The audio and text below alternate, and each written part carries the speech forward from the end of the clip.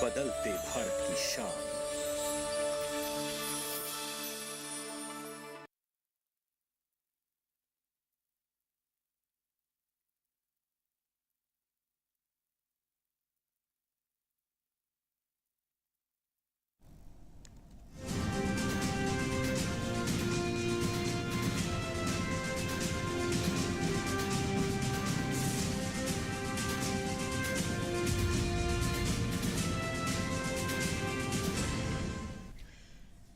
नमस्कार, किसान समाचार में आपका स्वागत है। मैं हूं साइमा खान। सबसे पहले नजर हेडलाइंस पर।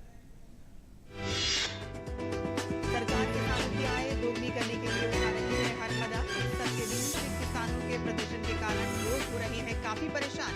हरियाणा पुलिस ने शुरू की कानून व्यवस्था बिगाड़ रहे किसान नेताओं को नजरबंद करने की कार्रवाई। केंद्रीय कैबिनेट ने गन्ना किसानों को दी बड़ी सौगात। खरीद मूल्य में इजाफे का ऐलान। 2024-25 के लिए गन्ने की कीमत 340 रुपए प्रति क्विंटल है। पिछले साल यह कीमत थी केवल 315 रुपए प्रति क्विंटल।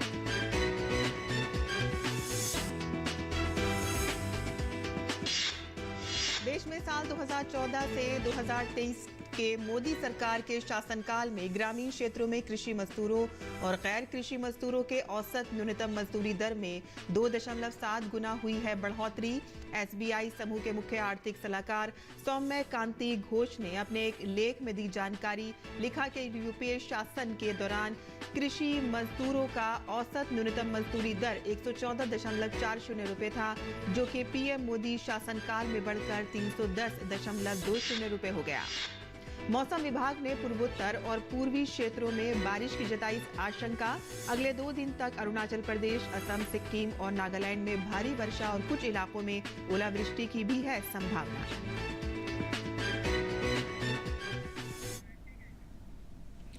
और अब समाचार विस्तार से। देश के करोड़ों किसानों की आय को दोगुना करने की दिशा में केंद्र की मोदी सरकार लगातार प्रतिबद्ध है और इसी सिलसिले में प्रधानमंत्री नरेंद्र मोदी की अध्यक्षता में केंद्रीय कैबिनेट ने चीनी सीजन 2024-25 के लिए गन्ने के एफआरपी में 8% की वृद्धि करते हुए 340 रुपए क्विंटल निर्धारित किया है। इस फैसले से गन्ना उत्पादक किसानों के बीच खुशी की लहर दौड़ गई है। केंद्र सरकार द्वारा जो गन्ने का रेट निर्धारित किया गया है वो सही है। 340 रुपये जो निर्धारित किया गया है वो सही, उससे किसानों को फायदा होगा। केंद्र सरकार ने जो 340 रुपये का जो मूलतम रेट तैयार किया है किसान के लिए, ये बहुत सही है और किसान के लिए बहुत फायदेमंद है। केंद्र सरकार ने 340 रुपया का मूल्य निर्धारित किया है, उससे हमें बहुत अच्छा और बहुत लाभकारी। मोदी सरकार का मैं आभार व्यक्त करता हूँ। हम छोटे से किसान हैं, से गन्ने का 340 रुपये रेट किया गया है मोदी सरकार द्वारा, केंद्र सरकार द्वारा। इससे हम किसानों को बहुत फायदा। गन्ने की फसल लगाया है मैंने, तो 340 रुपये क्विंटल दाम तय किए गए हैं केंद्र सरकार द्वारा, उसका हम स्वागत करते हैं। केंद्रीय कैबिनेट ने गन्ने के खरीद मूल्य में इजाफा करने का फैसला किया है। सरकार के फैसले के बाद क्या कहना है किसानों का, आइए सुनते हैं। आज जो मोदी सरकार ने किसानों के लिए गन्ने का जो न्यूनतम मूल्य 340 रुपये किया है, उससे मैं बहुत प्रसन्न हूं और अपने देश की जनता बहुत किसान बहुत प्रसन्न है और मोदी सरकार के इस फैसले का मैं स्वागत करता हूं। सरकार द्वारा जो आज कैबिनेट में गन्ना किसानों के लिए जो रेट निर्धारित किए हैं, इससे सभी किसान खुश हैं और आने वाले समय में और जिस मूल्य से 340 रुपये मूल्य से जो खरीदी की जाएगी, उससे सभी को फ़ायदा मिलेगा किसानों को, और हम इस फैसले से सहमत हैं और मोदी सरकार का आभार व्यक्त करते हैं। जो आज सूचना प्रसारण मंत्री ने जो जारी किया है कि किसानों के हित के लिए गन्ने की जो खरीदारी है उसमें 340 रुपये प्रति क्विंटल जो उन्होंने बढ़ोतरी की है, कि किसानों को उनकी जो आर्थिक है उस आर्थिक स्थिति है उसको लेके जो 340 रुपये प्रति क्विंटल जो बढ़ोतरी की है उनने खरीदी पे निर्धारण किया है, उसको लेके किसानों के मन में काफ़ी अच्छी खुशी दिख रही है। अपनी मांगे मनवाने के लिए किसानों का प्रदर्शन लगातार जारी है। वहीं सरकार भी इस बात को लगातार दोहरा रही है कि सरकार किसानों की आय दोगुनी करने के लिए हर कदम उठा रही है। और इस सब के बीच किसानों के प्रदर्शन के कारण लोग भी काफी परेशान हो रहे हैं। और इसी बीच हरियाणा पुलिस ने कानून व्यवस्था बिगाड़ रहे किसान नेताओं को नजरबंद करने की कार्रवाई शुरू की है, ताकि कानून व्यवस्था को बनाया जा सके। पंजाब और हरियाणा बॉर्डर पर किसानों का प्रदर्शन जारी है। इस बीच केंद्रीय कृषि मंत्री अर्जुन मुंडा ने कहा कि पंजाब में किसान संगठनों के साथ कई दौर की सार्थक बातचीत हुई है। उन्होंने कहा कि सरकार किसानों के हित में काम करने के लिए प्रतिबद्ध है। तो वहीं केंद्रीय मंत्री अनुराग ठाकुर ने कहा कि सरकार किसानों की आय दोगुनी करने के लिए हर कदम उठा रही है। पंजाब में किसान संगठनों के साथ किसानों के मसले पर कई दौर की बातचीत हुई है और अभी भी हम बातचीत के लिए किसान संगठनों से कहा है कि इसका समाधान बातचीत के माध्यम से हम निकालेंगे। बातचीत के लिए सरकार सदा किसान नेताओं से तैयार थी, आज भी है। जो भी किसान संगठन बातचीत करना चाहते हैं, पहले 4 चरणों में भी मोदी सरकार के वरिष्ठ मंत्री उनसे चंडीगढ़ में जाकर मिले, कई घंटों तक बातचीत हुई, सकारात्मक तरीके से बातचीत हुई। और आगे भी हमने कहा कि जब भी जरूरत होगी हम तब चर्चा के लिए तैयार हैं। हिंसा ना हो, आगजनी ना हो, किसी की संपत्ति और जान का नुकसान ना हो, ये हम सबको प्रयास करने चाहिए। पंजाब हरियाणा की सीमा खनौरी बॉर्डर पर बुधवार को पुलिस और आंदोलनकारी किसानों के बीच टकराव के दौरान प्रीतपाल नाम का एक किसान बुरी तरह घायल हो गया, जिसे हरियाणा पुलिस के जवानों ने इलाज के लिए PGIMS रोहतक में दाखिल कराया है। वह पंजाब के संगरूर जिला के नवा गांव का रहने वाला है। फिलहाल उसकी हालत खतरे से बाहर बताई जा रही है। उसको हमने एडमिट कर लिया है ट्रॉमा सेंटर में और उसकी स्थिति इज आउट ऑफ डेंजर और टीम ऑफ जो डॉक्टर्स है they are providing due care. हालांकि किसानों के प्रदर्शन के कारण लोग काफी परेशान हैं। हरियाणा के झज्जर जिले में कोबी संस्था के द्वारा मेट्रो पिलर पर जगह जगह पोस्टर लगाए गए थे, जिसमें कहा गया है कि हमारा रोजगार खत्म मत करो। किसान आंदोलन के चलते 2 लाख मजदूर प्रभावित हैं और 3000 फैक्ट्री बंद होने की कगार पर आ गई है। किसान आंदोलन का सबसे ज्यादा असर अगर किसी पर पड़ रहा है तो वो औद्योगिक इकाइयों पर पड़ रहा है। दरअसल राजधानी और राजधानी से लगे हुए औद्योगिक क्षेत्र जो हैं वहां पर इसका ऐसा असर पड़ रहा है कि कंपनियां बंद होने की कगार पर आ गई हैं। इस समय हम टीकरी बॉर्डर के पास बहादुरगढ़ में मौजूद हैं। सबसे पहले आपको इस औद्योगिक क्षेत्र की दशा हम आपको दिखाना चाहेंगे कि आप देख सकते हैं कि औद्योगिक क्षेत्र का जब भी जिक्र होता है तो ट्रक में माल लोड करना, माल उतारना, सड़कों पर भीड़ नजर आती है। लेकिन इस समय ये औद्योगिक क्षेत्र पूरी तरीके से शांत नजर आ रहा है। वजह है किसान आंदोलन, जिसके चलते यहाँ पर इसकी मार सबसे ज्यादा पड़ रही है। यहाँ पे 15 से 20 हजार करोड़ का उत्पादन होता है और रेवेन्यू लगभग 15 से 20 करोड़ पर डे। अब स्थिति ये है कि न माल आ सकता है न माल जा सकता है। वहीं किसान आंदोलन के चलते सिंघू बॉर्डर पर भी आम लोग परेशान हैं। सबसे ज्यादा मार दिहाड़ी मजदूरों पर पड़ी है। कामकाज ठप होने से बॉर्डर के इलाके की फैक्ट्रियां बंद हैं। गरीब आदमी परेशान है, बहुत परेशान है हम सब। और परेशानी है, जाने में लेट हो जाते हैं। दिक्कत है सर, दिक्कत क्या है? गली कुंची होके जाना पड़ता है। 2 किलोमीटर जाना पड़ता है, पैसा लाना पड़ता है। सरकार और किसानों के बीच 4 दौर की वार्ता हो चुकी है। सरकार सभी मुद्दों पर चर्चा के लिए तैयार है। ब्यूरो इनपुट के साथ निशांत राय, पराक्रम सिंह की report, DD news. Ambala range के IGP सिभाष कविराज कहते हैं कि सभी संबंधितों को ये स्पष्ट किया जाता है कि जिला अंबाला के कुछ फार्म यूनियन नेताओं पर राष्ट्रीय सुरक्षा अधिनियम के प्रावधानों को लागू करने के मामले पर पुनर्विचार किया गया है और ये निर्णय लिया गया है कि इसे लागू नहीं किया जाएगा। हरियाणा पुलिस प्रदर्शनकारियों और उनके नेताओं से शांति बनाए रखने और कानून व्यवस्था बनाए रखने में अधिकारियों के साथ सहयोग करने की अपील करती है।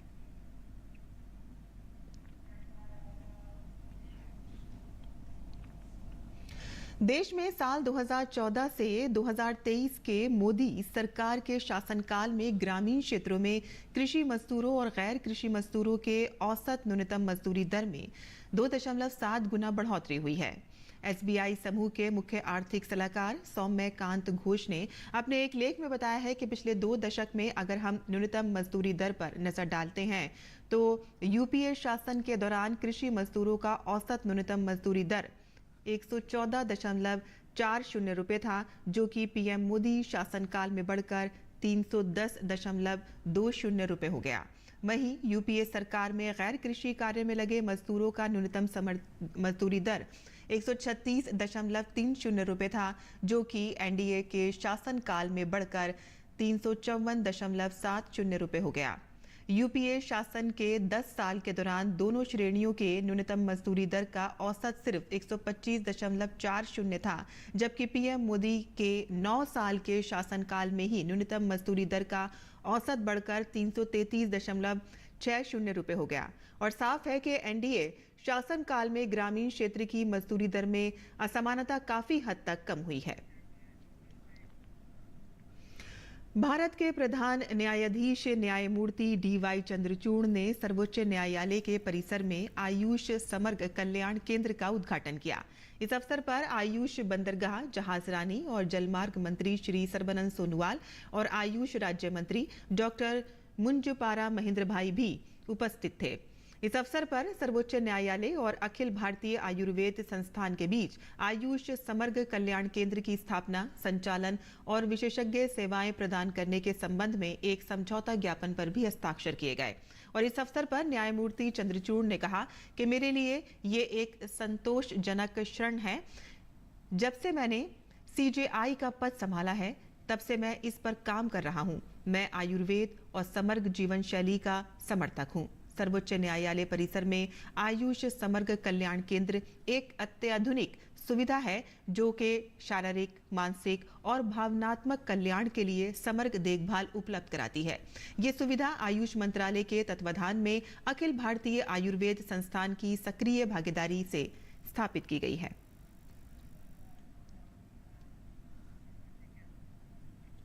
और देश के कुछ राज्यों में मौसम का मिजाज फिर से बदलने वाला है। मौसम विभाग ने पूर्वोत्तर और पूर्वी क्षेत्रों में बारिश की आशंका जताई है। मौसम विभाग के अनुसार अगले 2 दिन तक अरुणाचल प्रदेश, असम, सिक्किम और नागालैंड में भारी वर्षा और कुछ इलाकों में ओलावृष्टि की भी संभावना है। वहीं मौसम विभाग का कहना है कि आने वाले दिनों में दिन का तापमान में धीरे धीरे बढ़ोतरी होने की संभावना है।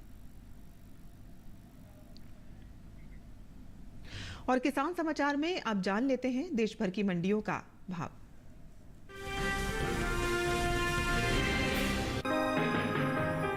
गुरुवार को ज्यादातर कृषि उपज मंडियों में सरसों के सौदे मिले जुले रुख के साथ हुए। आवक की बात करें तो इन दिनों सरसों की आवक ज्यादातर कृषि उपज मंडियों में सामान्य देखने को मिल रही है।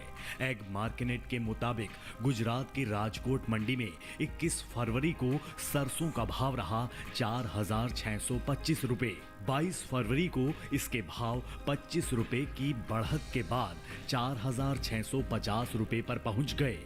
मध्य प्रदेश की विजयपुर मंडी में 21 फरवरी को सरसों का भाव रहा 4,980 रुपए। 22 फरवरी को इसका भाव 155 रुपए गिरकर 4,825 रुपए हो गया। राजस्थान की विजयनगर मंडी में 22 फरवरी को सरसों का भाव 115 रुपए के उछाल के बाद 4,650 रुपए से 4,765 रुपए हो गया। उत्तर प्रदेश की लखीमपुर मंडी में 21 फरवरी को सरसों के सौदे 5,320 रुपए पर हुए। 22 फरवरी को इसका भाव 30 रुपए टूटकर 5,290 रुपए हो गया। सरसों की उपज पर नजर डालें तो इस साल तिलहनी फसलों में शामिल सरसों की रिकॉर्ड पैदावार अनुमानित है। कृषि मंत्रालय के तीसरे अग्रिम अनुमान के मुताबिक देश में घरेलू स्तर पर साल 2022-23 के दौरान 124.94 लाख टन सरसों पैदा होने का अनुमान है, जबकि पिछले साल की समान अवधि के दौरान सरसों की उपज 119.63 लाख टन रही थी।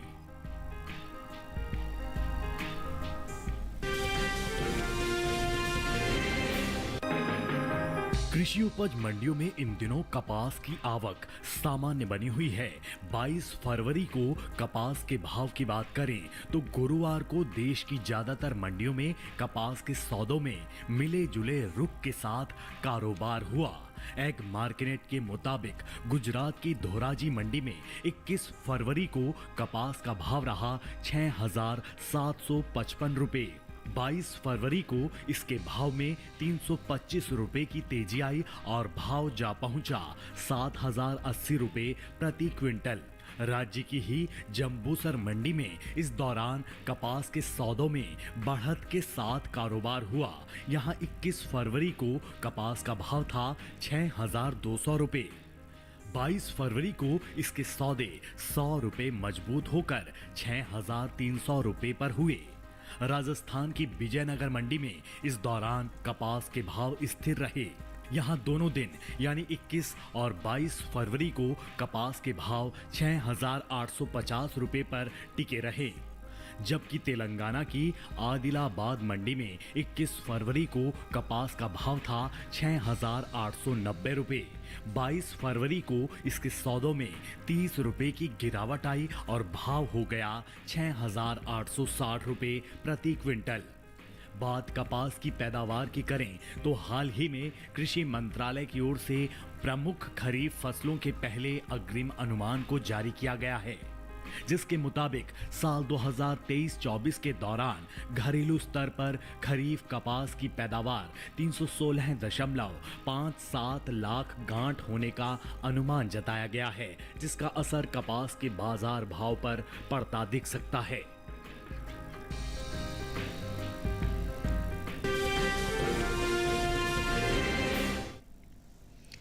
और मंडी खबर के बाद अब बात करते हैं मौसमी खेती की। किसान इस मौसम में कैसे रखें अपनी खेती का ख्याल, आइए देखते हैं।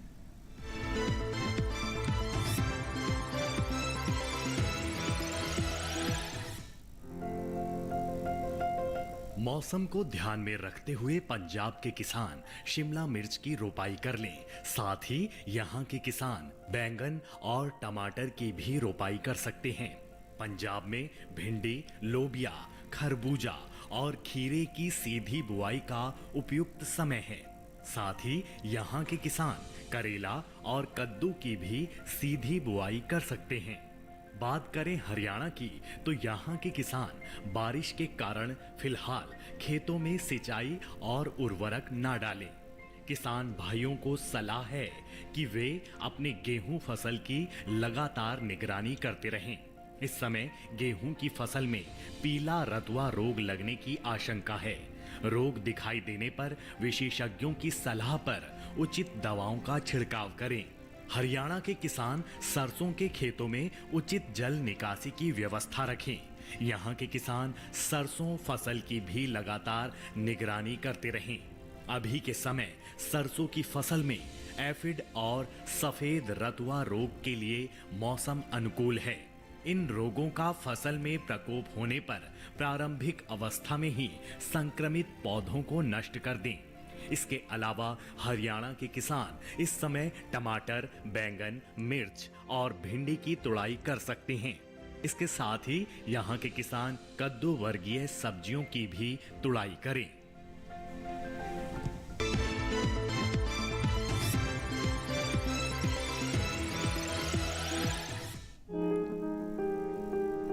इसे तुरई, तोरी और घेवरा तीनों कहते हैं।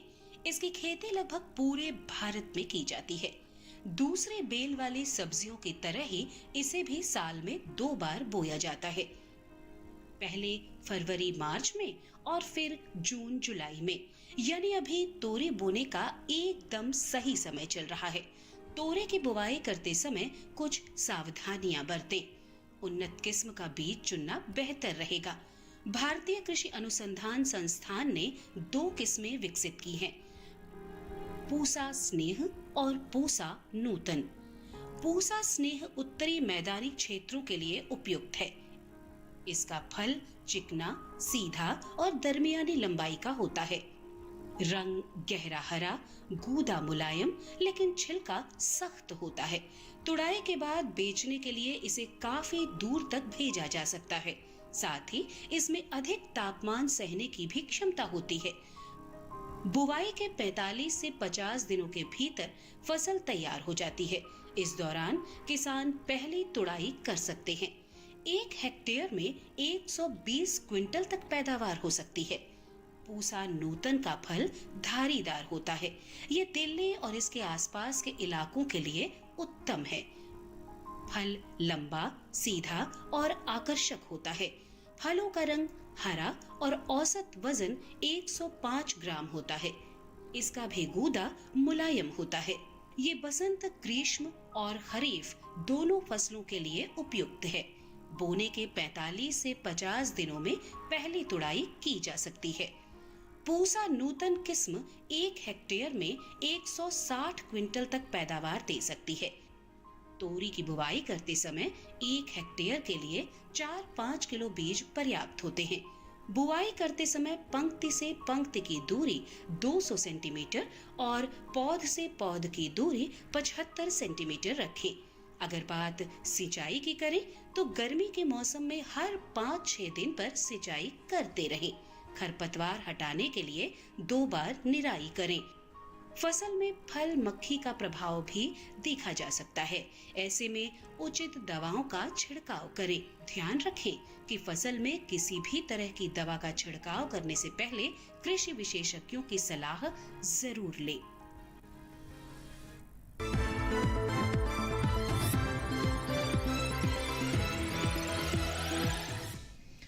और खेती किसानी से जुड़ी खबरों के बाद आइए अब नजर डाल लेते हैं कुछ और खबरों पर। खास खबर में प्रधानमंत्री नरेंद्र मोदी ने काशी सांसद ज्ञान प्रतियोगिता, काशी सांसद फोटोग्राफी प्रतियोगिता और काशी सांसद संस्कृत प्रतियोगिता के विजेताओं को सम्मानित किया। बनारस हिंदू विश्वविद्यालय के स्वतंत्रता सभागार में हुए इस कार्यक्रम में बड़ी संख्या में छात्रों ने हिस्सा लिया। प्रधानमंत्री नरेंद्र मोदी ने अपने संबोधन में कहा कि अगले 5 वर्षों में देश इसी आत्मविश्वास से सफलताओं के नए प्रतिमान गढ़ेगा। ये मोदी की गारंटी है। पीएम ने कहा कि हमारे ज्ञान, विज्ञान और अध्यात्म के उत्थान में संस्कृत का सबसे प्रमुख योगदान है। Chief of defence staff Anil Chauhan ने रायसीना डायलॉग में भाग लेने वाले कई देशों के रक्षा प्रमुखों से मुलाकात की, जिसमें सुरक्षा चुनौतियों और रक्षा सहयोग बढ़ाने पर चर्चा हुई।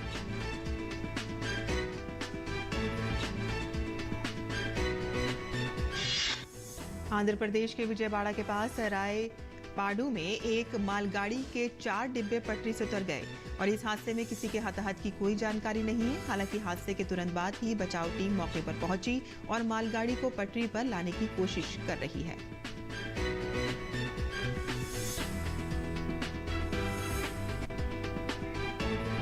भारत राष्ट्रीय समिति की विधायक लस्या नंदिता की कार दुर्घटना में मौत हो गई है। यह हादसा हैदराबाद के बाहरी इलाके में हुआ। लस्या नंदिता जिस कार से यात्रा कर रही थी उसके अचानक से नियंत्रण खो दिया और डिवाइडर से जा टकराई।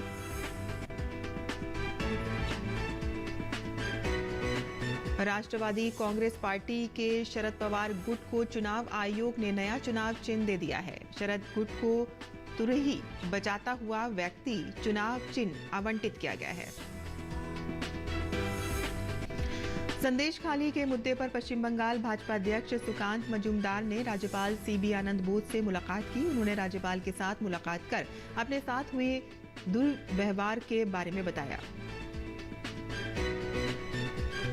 महाराष्ट्र के पूर्व मुख्यमंत्री मनोहर जोशी का मुंबई के हिंदुजा अस्पताल में निधन हो गया। उन्हें 21 फरवरी को दिल का दौरा पड़ने के बाद अस्पताल में भर्ती कराया गया था।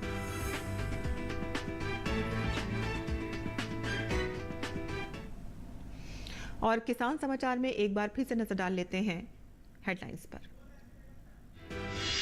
सरकार किसानों की आय दोगुनी करने के लिए उठा रही है हर कदम। इस सब के बीच किसानों के प्रदर्शन के कारण लोग हो रहे हैं काफी परेशान। हरियाणा पुलिस ने शुरू की कानून व्यवस्था बिगाड़ रहे किसान नेताओं को नजरबंद करने की कार्रवाई। केंद्रीय कैबिनेट ने गन्ना किसानों को दी बड़ी सौगात। खरीद मूल्य में इजाफे का ऐलान। 2024-25 के लिए गन्ने की कीमत 340 रुपए प्रति क्विंटल तय। पिछले साल ये कीमत थी केवल 315 रुपए प्रति क्विंटल।